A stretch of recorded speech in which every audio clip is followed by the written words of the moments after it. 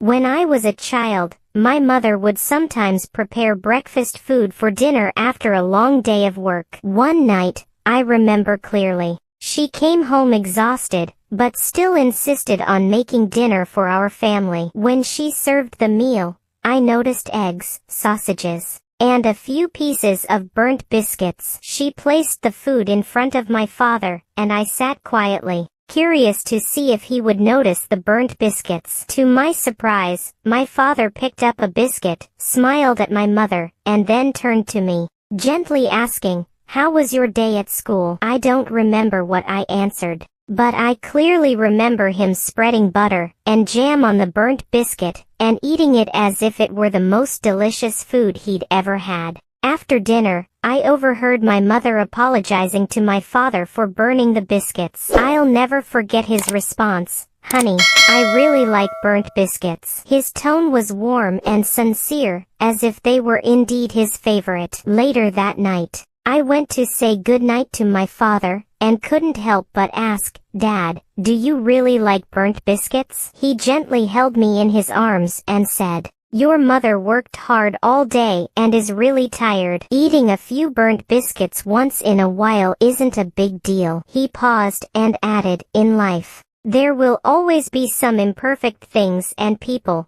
but the important thing is to learn to tolerate and accept them. It's these small imperfections that make our lives richer and more colorful." From that day, I understood that true love is not about perfection but about accepting imperfections and finding beauty in them. If this story touched your heart, don't forget to like and subscribe for more inspiring content.